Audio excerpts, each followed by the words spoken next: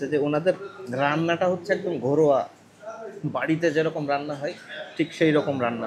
এর ভিতরে একটা রসুন আছে, এই যে আস্ত রসুন। হুম, আলহামদুলিল্লাহ। তো চুই ঝালটা মূলত অনেকে মনে করে যে ঝাল, আসলে এটা ঝাল না, এটা একটা গাছের শেকড়।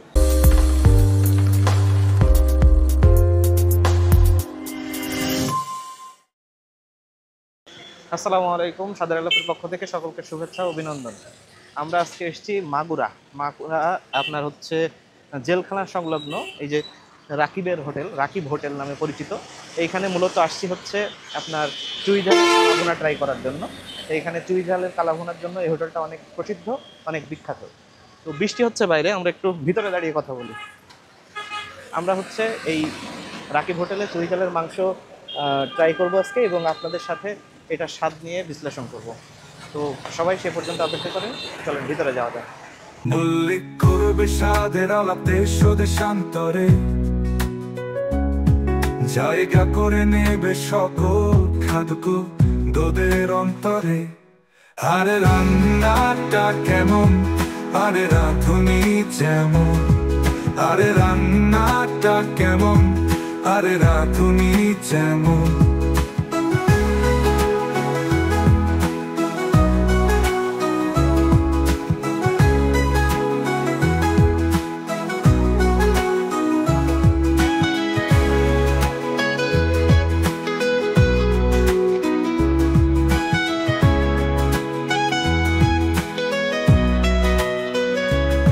মল্লিক করবে স্বাদের আলাপ দেশ ও দেশান্তরে, জায়গা করে নেবে সকল খাদক তোদের অন্তরে। আমরা মূলত বাইরে প্রচণ্ড বৃষ্টি হচ্ছে, যার কারণে অফ ক্যামেরায় আমাদের কিছু কাজ সারতে হয়েছে। তো আমরা খাবার অর্ডার করে ফেলছিলাম। মূলত এই জায়গাটাই আপনার এই হোটেলটাতে কালাভুনার জন্য বিখ্যাত। তো আমরা মূলত কালাভুনাটাই ট্রাই করব। সাথে ওনারা একটা মাছ দিয়েছেন, সম্ভবত বেলে মাছ, আর হচ্ছে সাথে একটা শাক দিয়েছেন। ভাই এটা কিসের শাক? এটা হচ্ছে আপনার সবুজ শাক। সবুজ শাক। সবুজ শাক। আর এটা তো বেলে মাছ। এটা হচ্ছে বেলে মাছের পুরো ছোট আচ্ছা, মাছ। ছোট মাছ। আচ্ছা, আর আপনার হচ্ছে আমার একটু দাম সম্পর্কে ধারণা দেন তো, আপনাদের এই কালাভুনাটা কেমন কি? এটা কালাবোনা হচ্ছে আপনার কালাবোনার ভাত এবং ডাউল সহ প্যাকেজ 180 টাকা। 180 টাকার প্যাকেজ।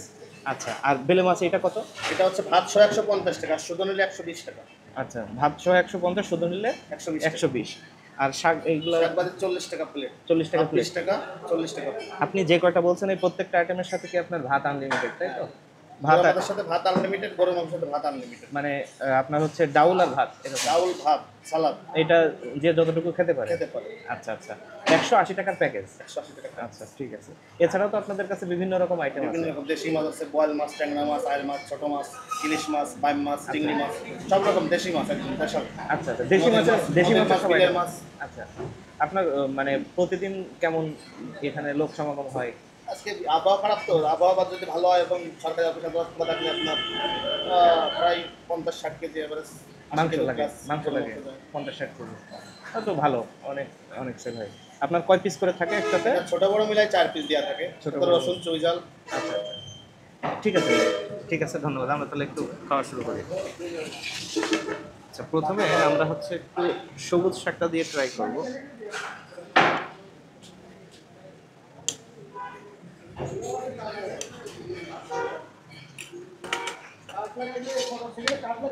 ভাতটা হচ্ছে বেশ ঝুরঝুরা, আপনার চিকন চাউলের ভাত, এবং ভাতটা বেশ ঝুরঝুরা। আমরা একটু শাকটা ট্রাই করি। বিসমিল্লাহ।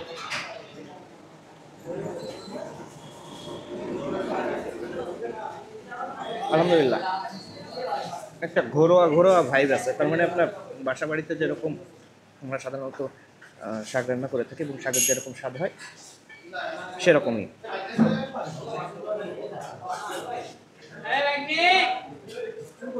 একটু ঝাল ঝাল, বেশ ভালো।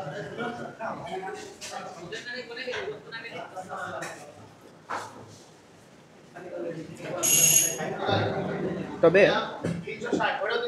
একটা জিনিস হচ্ছে, এরকম ভাজিতে হোটেলগুলোতে যেটা সচরাচর হয়ে থাকে সেটা হচ্ছে তেলের পরিমাণটা অনেক বেশি থাকে, কিন্তু এটাতে এই ভাজিটাতে তেল বা শাকটাতে আপনার তেলের পরিমাণ একেবারেই কম। ভালো দিকে এটা।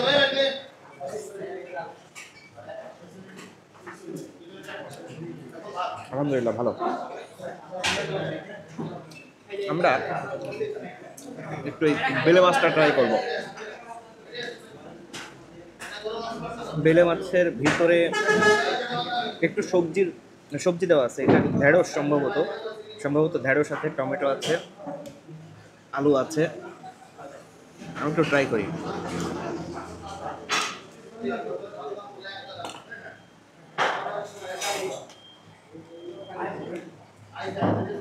এমনিতেই আমার ব্যক্তিগতভাবে এই চুনো মাছ বা ছোট মাছ এগুলা আমার অনেক বেশি পছন্দ।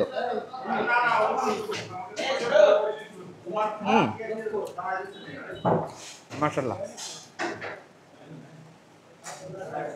ওনারা প্রথমে একটা কথা বলছে, সেটা হচ্ছে যে এইখানে যে রান্নাটাই হয়ে থাকে এটা সম্পূর্ণ মানে মাছের আইটেমটা, বিশেষ করে যেগুলো হয়ে থাকে এগুলো সবই দেশি মাছের আইটেম।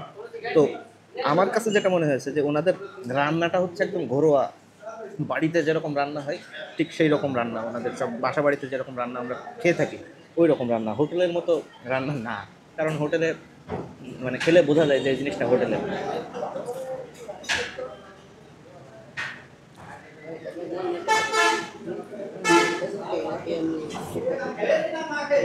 আলহামদুলিল্লাহ অনেক ভালো।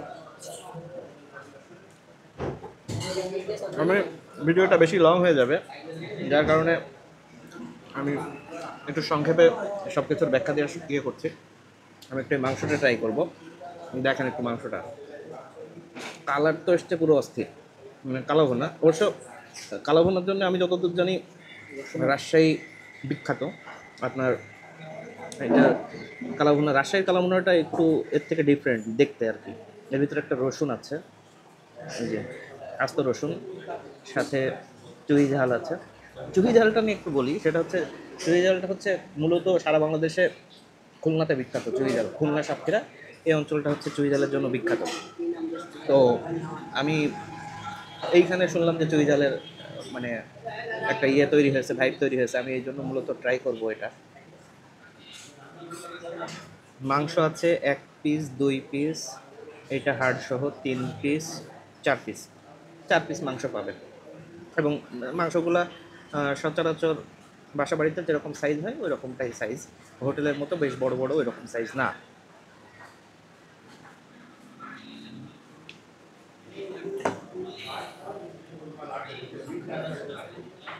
আপনাদের অনেকের মাংসের মধ্যে রসুন পছন্দ, ওনারা এই রসুনটা দিয়ে থাকেন এবং বেশ খেতে ভালো লাগে।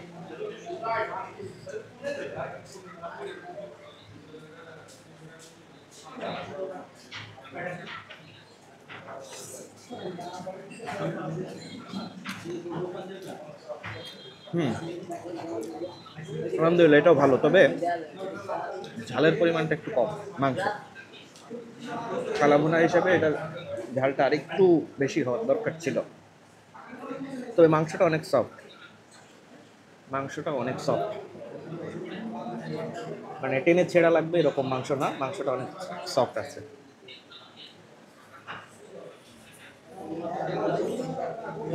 একটু রসুন দিয়ে খেয়ে দেখি।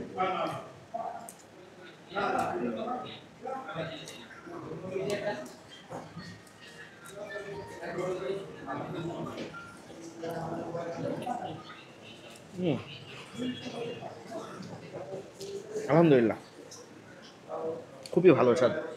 এই যে আপনার রসুন যেগুলো দেয়া থাকে এইগুলা আপনার একেবারে মানে কি বলে এটাকে, মাংসের মতোই লাগে, একেবারে সফট একটা মাংস যেরকম ওই রকম একটা মাংসের মতো লাগে রসুনটা। আচ্ছা এইখানে একটা বিষয় বলি, এইটা হচ্ছে চুই ঝাল। অনেকের চুই ঝাল খুলনাতে যারা জাননি তারা ম্যাক্সিমাম মানুষ চুই ঝালের সাথে তাদের সম্পর্ক নাই বা চুই ঝাল অনেকে চেনেন না। তো চুই ঝালটা মূলত অনেকে মনে করে যে ঝাল, আসলে এটা ঝাল না, এটা একটা গাছের শেকড়। এইটা আপনার খুলনাতে ম্যাক্সিমাম তরকারিতে ইউজ করে, কিন্তু বেশি ভালো লাগে আপনার গরুর মাংসের সাথে। তো এইটা হচ্ছে একটা স্বাদ তৈরি করে, এক্সট্রা একটা স্বাদ তৈরি করে আপনার এই খাবারের মধ্যে। মূলত কেন এটা চুই ঝাল নাম হয়েছে, ঝাল কেন নাম হয়েছে এটা আমার জানা নাই। যদি কারো জানা থাকে তাহলে একটু জানাবেন। এটা চিবিয়ে খেয়ে ফেলতে হয়, মানে রসটা বের করে ফেলে দিতে হয়।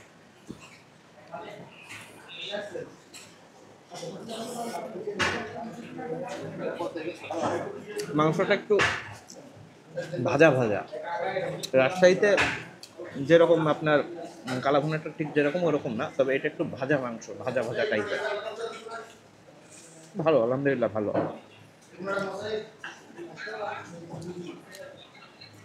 এখন কথা হচ্ছে যে